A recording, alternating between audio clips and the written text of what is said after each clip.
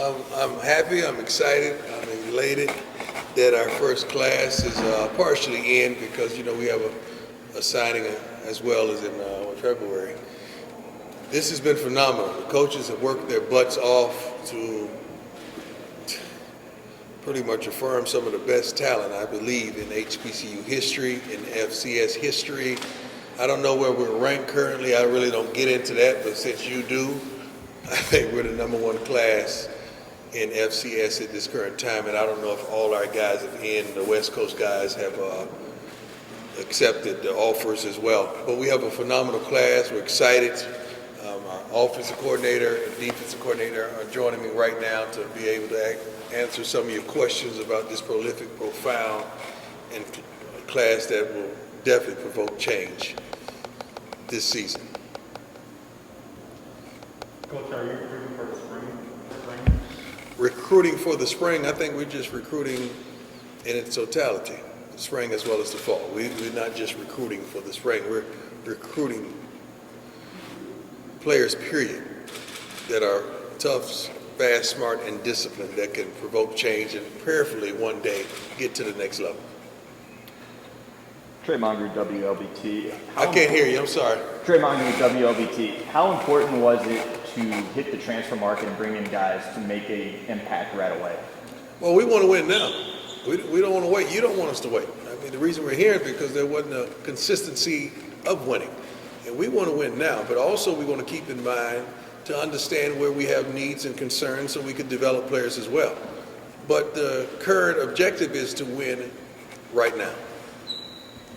Lauren Hoffman, W. Well, I'm gonna try to share the stage right now with my guys, and Coach, I'm gonna defer that one to you. Well, I just feel like, obviously using Coach Prime and his experience and what he brings to the table for a young man, it means a lot. I can put myself in a parent's position, and a man of his stature comes in, his character, and not just him, the whole coaching staff. When they, we get on a Zoom call with someone, and I feel like we were able to make parents and players feel like this is the best opportunity for them, not just for their 4 years in college, but also to develop them as young men and to develop them as future leaders, whether it be to play in the NFL or to be a businessman after they complete their career. So, from my standpoint, I think that played a huge part in it. If you look at some of our signees or commits, you will understand a lot of them are coming from the defensive side of the ball, and we wanted to go out there and attract and sign the type of players Coach wanted. And Coach, can you address that as well? Well, yeah, when you talk about playing football and winning football, in my experience, players over scheme. If you get the great players, you get the good players, and they're coachable, and they have the desire and work ethic to want to be the best, all of a sudden you'll find yourself watching games, and you become a glorified fan in a sense because you got a front row seat to watching kids do things that you can't coach. The better the player, the greater your opportunity to win. So in college football, recruiting is your bloodline. If you don't get the players, you don't get the recruits, the chances of you winning over time are lesser. So for us, we have to understand that getting great players, being able to teach them, coach them, show them how to play the game the way the game is supposed to be played, you have a great chance of success. We have a wonderful collection, and I want you to truly understand what we've assembled. When you have a kid that you're recruiting out of high school, and you have high school coaches that can speak and articulate them on that level where they are, that were former head coaches, it's a beautiful thing. Then you incorporate college coaches that are there now where this young kid wants to be. That's a beautiful thing. Then you have coaches that have coached at the NFL level where these kids desire to go. You cannot get any better situation than that. So I'm thankful that our coaches and a collective effort, we were able to zoom our way in the hearts of many young men. Coach Prime, Coach Thurman, South Winning playing Lakers. What went into flipping Nugget over the night? Well, you got to understand, we have a head coach that was a defensive back, a coordinated defensive back, and the defensive back coach played 10 years in the NFL as well. So that's very attractive to a young man that's trying to go to the next level. I know you said you're not really focusing on the rankings or anything, but what kind of message do you think it sends to the country when you flip a guy that had 25 D1 offers or FBS offers? You know what? We don't even think about the flip. We think about the kid. We don't even think about where he was committed to. We just really focus on the child. So that's not our objective to try to warrant you from there. We're thinking about you, putting you in the best situation that you could possibly be in. And that's what Nugget found out that was possible, as well as a couple of others that not only opted out, but chose to be a JSU Tiger.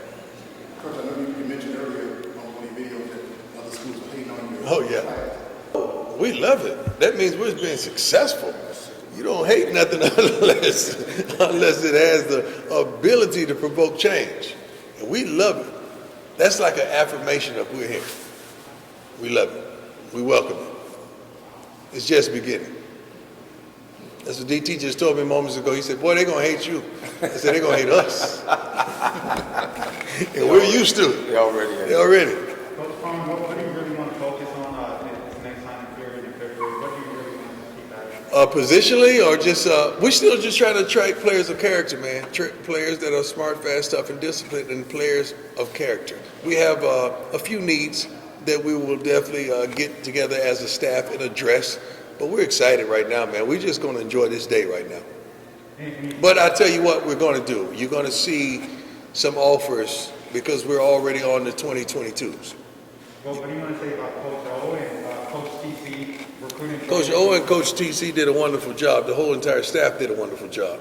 Those guys, even knowing the guys that we have in-house to understand where we're strong and where we're weak and where we need to just improve, they did a wonderful job of facilitating all that knowledge. How did you get those guys that you wanted before December 1st? That's a good question. We just went out and did it. We have some wonderful coaches, man. We have some wonderful coaches that know what they're doing. So did you just tell Coach O, like, hey, this is the guy I want because you couldn't recruit him before? Yeah. We don't want to get into the technicality of that. They did a great job. Let's just say that. How do you feel about Shiloh and Shador coming down? What are some of their strengths for JSU? Well, they're winners. They've won at every level, from youth all the way up, and I've been there and I've been a part of it. But those two young men are winners. But they understand their work ethic, they understand our requirements, they understand our desires, and they understand how to get there.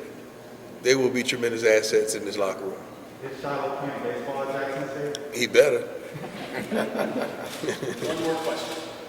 Is there any clarity in terms of how these guys, the early enrollees, can they play? Do you know if the NCAA will allow that? Some of those guys that participated in the fall, they're not eligible to play in the spring. A high school player who participated in the fall is not eligible to play in the spring.